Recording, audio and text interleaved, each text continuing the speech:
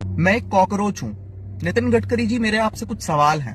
एक four wheeler को आप एक लग्जरी आइटम मानते हो, इसलिए आप उस पर 28% जीएसटी लेते हो। आप उसको एक लग्जरी आइटम मानते हो, इसलिए आप उस पर 15% कंपनसेशन सेस से लेकर 22% कंपनसेशन सेस लेते हो। उसके बाद आप हमसे 8 से 10% रोड टैक्स लेते हो। उसके बाद जब हमारी गाड़ी सड़क पर आती है तब आप हमसे टोल टैक्स लेते हो। नितिन गडकरी जी, मैं ऑल्टो चलाता हूं। 6 लाख रुपए की गाड़ी है ऑल्टो, और फॉर्च्यूनर 60 लाख रुपए की गाड़ी है।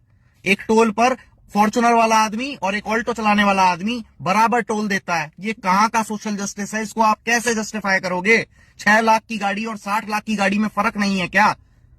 चलो, ये तो समझ में आ गया। एक बार के लिए मान लेते हैं ये सब जस्टिफाइड है। लेकिन जो येलो नंबर प्लेट की कार है, जो टैक्सी ड्राइवर्स चलाते हैं, आप उस पर भी 28% जीएसटी चार्ज करते हो। आप उनसे भी 15 से 20% कंपनसेशन सेस चार्ज करते हो। आप उनसे भी 8 से 10% रोड टैक्स लेते हो। आप उनसे भी टोल टैक्स लेते हो। वो अपने मन से टैक्सी नहीं चलाता है, वो इसलिए टैक्सी चलाता है क्योंकि आप उसको रोजगार देने में फेल हो गए।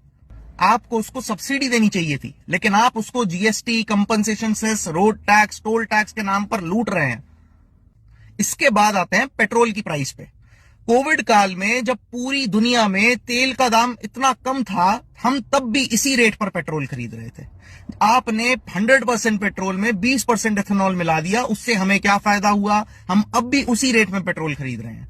और अब जब ग्लोबली पेट्रोल के दाम बढ़े तो आपने 3 रुपए पेट्रोल पर बढ़ा दिए। तो ये जो सस्ता पेट्रोल कोविड काल में खरीदा गया था, इसका मुनाफा किसको हुआ? ये जो 100% फ्यूल में 20% एथेनॉल मिलाया गया, इसका मुनाफा किसको हुआ? जो व्हीकल्स E20 कंप्लाइंट नहीं थे और वो फिर भी आपका E20 फ्यूल डलवा रहे हैं, उनकी जो माइलेज खराब हुई, उसका हिसाब कौन करेगा? इसके बाद आते हैं तीसरे सवाल पर। जब आपको पता है पेट्रोल एक ऐसी एसेंशियल नीड है भारतवासियों की, तो आपको क्या जरूरत है उस पर सेंट्रल एक्साइज लेने की? आपको क्या जरूरत है उस पर स्टेट वैट लेने की?